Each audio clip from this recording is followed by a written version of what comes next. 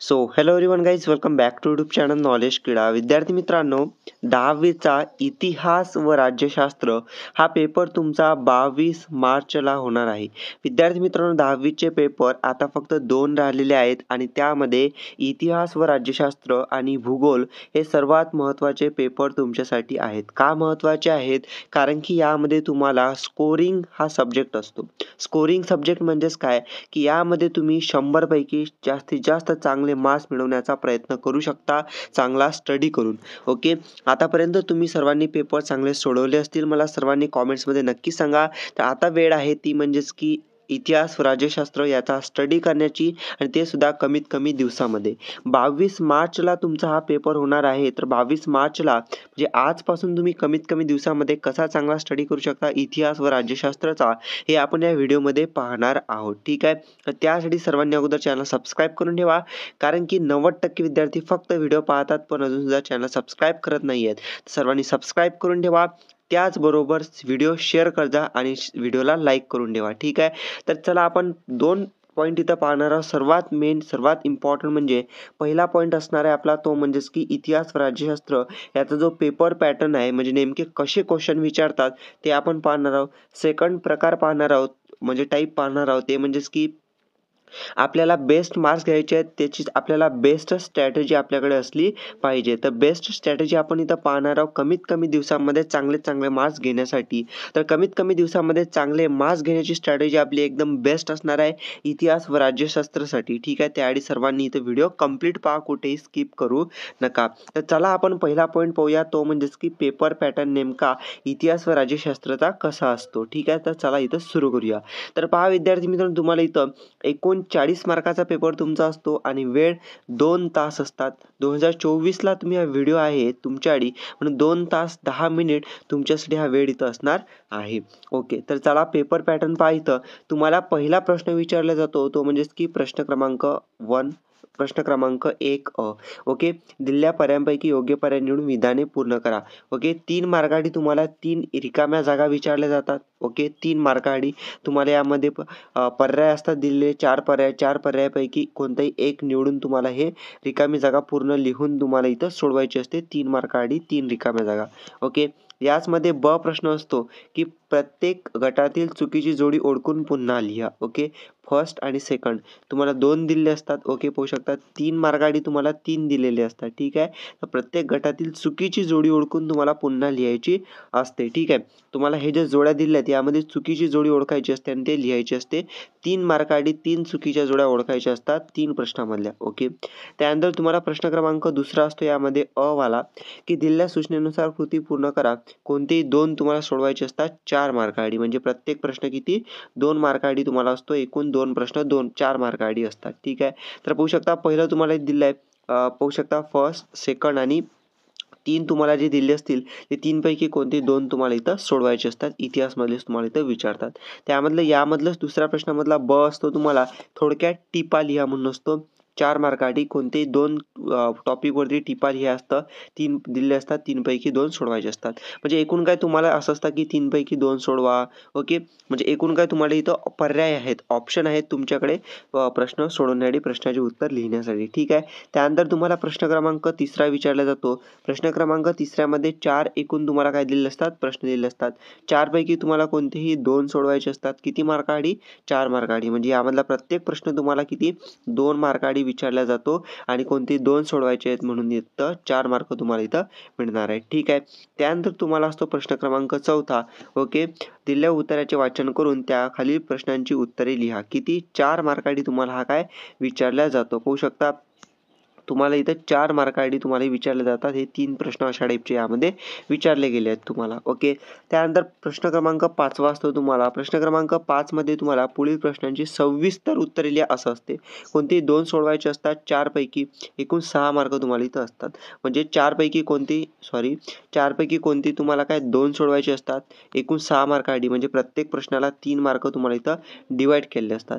त्यानंतर प्रश्न क्रमांक 6 आहे तो दिलेल्या पर्यायांपैकी योग्य पर्याय निवडून विधाने पूर्ण करा. ठीक आहे. यामध्ये तुम्हाला पाहू शकता इतिहास झालं, त्यानंतर इथं काय असते आता राज्यशास्त्र. ठीक आहे.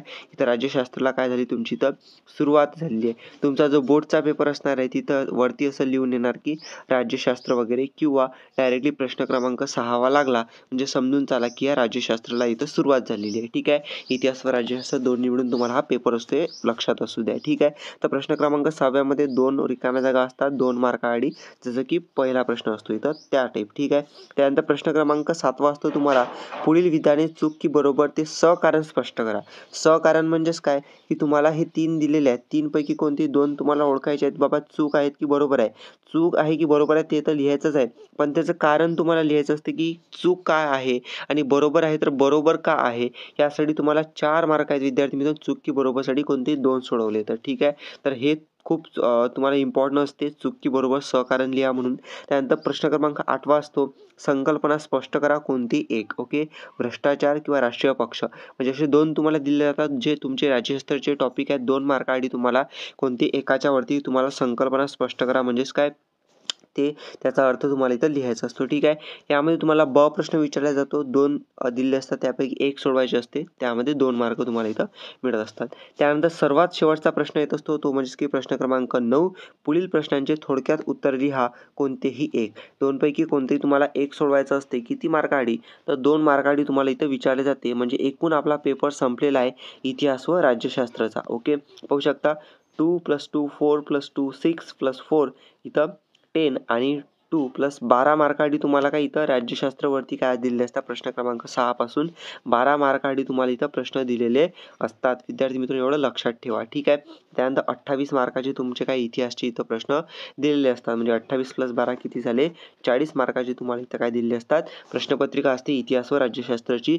या प्रकारे या पद्धतीचेच प्रश्न तुम्हाला विचारले जाणार आहेत तुमच्या इतिहास व राज्यशास्त्र या पेपरमध्ये. मग आता महत्त्वाचं तुम्हाला कमीत कमी दिवसामध्ये चांगले मार्क्स घ्यायचे आहे, तर त्याच्यासाठी आपल्याकडे एक स्ट्रॅटेजी आहे. त्याआधी आपण इथं स्ट्रॅटेजी पाहणार आहोत. स्ट्रॅटेजी पाहण्या अगोदर आतापर्यंत व्हिडिओ पाहत असाल, अजून सुद्धा चॅनल सबस्क्राईब केलं नसेल, मोठी चूक करू नका, चॅनल सबस्क्राईब करून ठेवा. भूगोलसाठी सुद्धा खूप इम्पॉर्टंट व्हिडिओ येणार आहे. ठीक आहे. तर त्याआधी चॅनल सबस्क्राईब करून ठेवा आणि व्हिडिओला लाईक करून शेअर सुद्धा नक्की करा. ठीक आहे. तर चला आपण इथं स्ट्रॅटेजी पाहूया.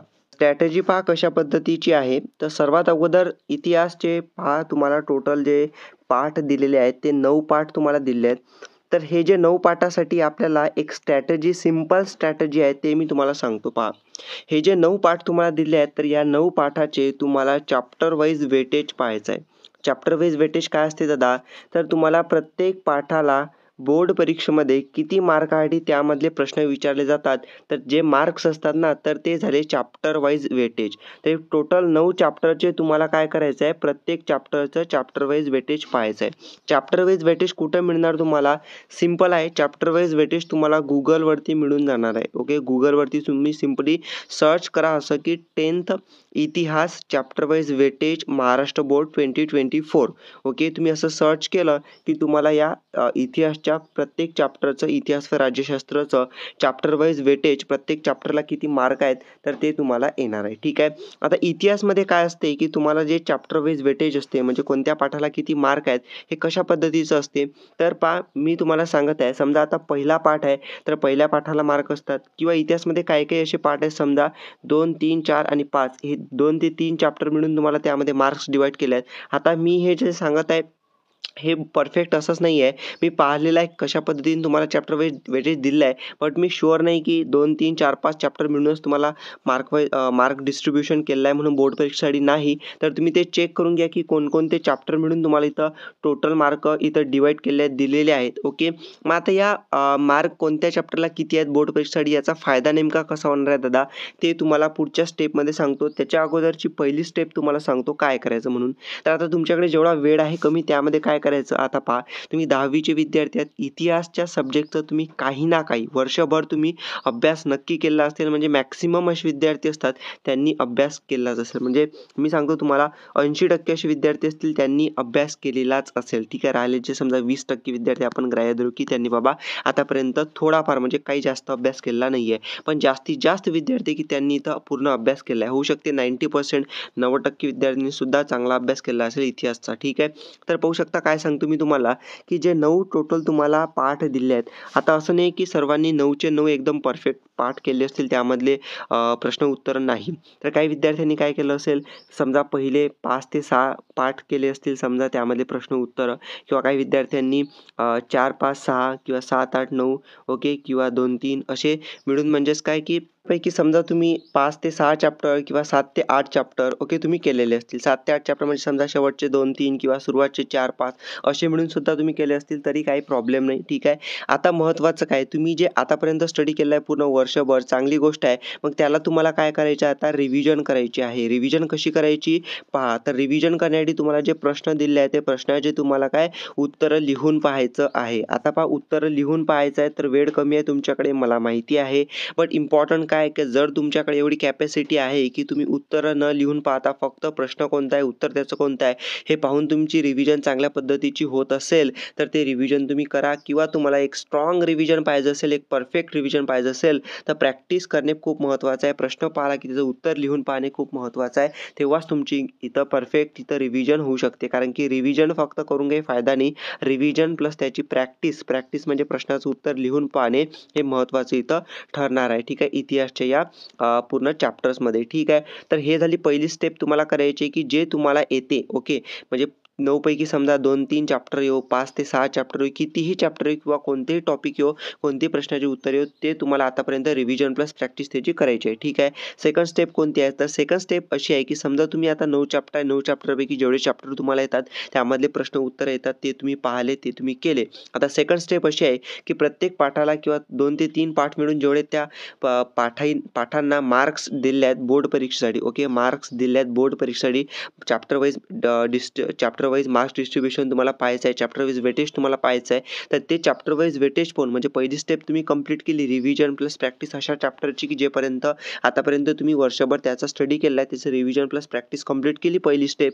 की दुसरी स्टेप तुम्हाला ज्या पाठाला जास्त मार्क्स आहेत ओके, लक्षात ठेवा, ज्या पाठाला जास्त मार्क्स दिले आहेत किंवा ज्या 2 ते 3 पाठ मिळून जास्त मार्क्स त्याला दिले असतील बोर्ड परीक्षेसाठी तर ते पाठाचे तुम्हाला प्रश्न आणि उत्तरं करायचे आहे. ठीक आहे. एवढं लक्षात ठेवा. ही झाली आपली सेकंड स्टेप.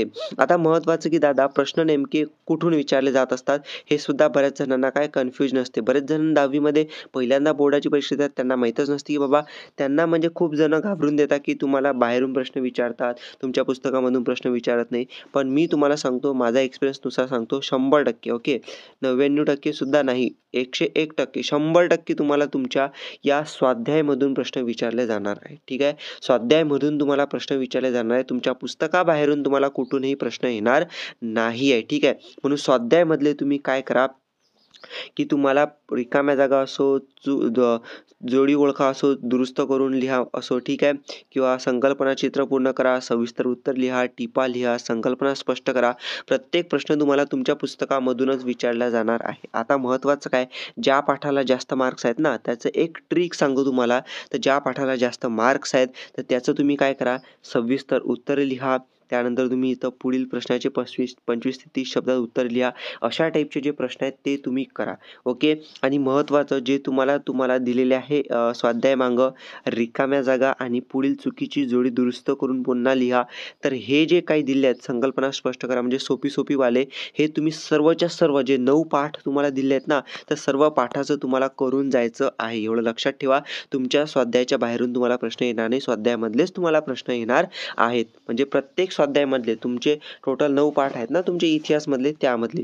आता सेम जसं तुम्हाला इतिहास मी सांगितलं तसं सेम तुम्हाला आता तुमचं जे राज्यशास्त्र तुम्हाला दिलेलं आहे, तर राज्यशास्त्रासाठी तुम्हाला जे टोटल 5 पाठ दिले, याला सुद्धा तुम्हाला प्रत्येक चॅप्टरला किती मार्क्स आहेत हे तुम्ही पहा. ते अगोदर तुम्ही त्याची रिव्हिजन प्लस प्रॅक्टिस करा आणि नंतरची सेकंड स्टेप म्हणजे आपली जे तुम्हाला जास्त मार्कासाठी पाठ दिले आहेत त्या राज्यशास्त्राचे सुद्धा ते तुम्ही करा. तर इतिहास व राज्यशास्त्रासाठी तुम्हाला हीच एकदम बेस्ट स्ट्रॅटेजी आहे, जी मी स्वतः यूज केलेली होती माझ्या बोर्ड परीक्षेच्या वेळेस. आणि महत्त्वाचं समजा तुम्हाला इतिहासमध्ये 9 पाठ दिलेले आहेत आणि तुम्हाला राज्यशास्त्रामध्ये 5 पाठ दिले आहेत. आता असं नाही की 9चे 9 पाठ तुम्ही इथं करूनच जा म्हणून, नाही. आता मी सुद्धा 9चे 9 पाठ केलेले नव्हते, कारण की तुम्हाला पर्याय असतात 4 पैकी 2 सोडवा, 3 पैकी 2 सोडवा, ओके 2 पैकी 1 सोडवा. हे पर्याय तुम्हाला दिलेले आहेत तुमच्या पेपरमध्ये, क्वेश्चन पेपरमध्ये येणार आहेत. त्यामुळे मी स्किप केले होते काही चॅप्टर. कोणते चॅप्टर स्किप केले की ज्याला इथं जास्त मार्क्स नाही आहेत, बट डायरेक्टली पूर्णच्या पूर्ण चॅप्टर स्किप नव्हते केले. त्यामधल्या रिकाम्या जागा, सकारानं स्पष्ट करा, चूक बरोबर, जोड्या जुळवा, हे छोटे-छोटे एका मार्कवाले प्रश्न करून गेलो होतो. पण जे मोठे-मोठे प्रश्न असतात 3-3 मार्काआधी, 4-4 मार्काआधी जे असतील 2 मार्काआधी, ओके जास्त मार्काआधीवाले करून गेलो नव्हतो, कारण की त्याला कमी मार्क होते पेपरमध्ये येण्यासाठी. ठीक आहे, म्हणून असे चॅप्टर मी डायरेक्टली स्किप न करता रिकाम्या जागा, त्यानंतर जोड्या जुळवा आणि त्यानंतर एका मार्काआधी जे असतील चूक बरोबर लिहा, जोड्या दुरुस्त करून लिहा. तर ते मी इथं करून गेलेलो होतो. माझ्या वेळेस सुद्धा सेम अशा स्टेपचे इथं काय होते पार्ट होते इतिहाससाठी. ठीक आहे, तर विद्यार्थी मित्रांनो ही इतिहासासाठीची बेस्ट स्ट्रॅटेजी आहे, तुम्हाला यूज करायची आहे तुमच्या बोर्ड परीक्षेसाठी. आणि 22 तारखेला होणाऱ्या इतिहासच्या पेपरसाठी अजून सुद्धा इम्पॉर्टंट व्हिडिओ असतील तर मी ते बनवणार आहे. त्या चॅनल सबस्क्राईब करून ठेवा आतापर्यंत व्हिडिओ पाहत असाल तर, आणि व्हिडिओ शेअर करा अजून सुद्धा व्हिडिओ पाहत असाल तर, आणि चॅनल सबस्क्राईब करून बेल नोटिफिकेशन ऑलवरती सेट करा. Thank you for watching the video. Stay connected. Thank you.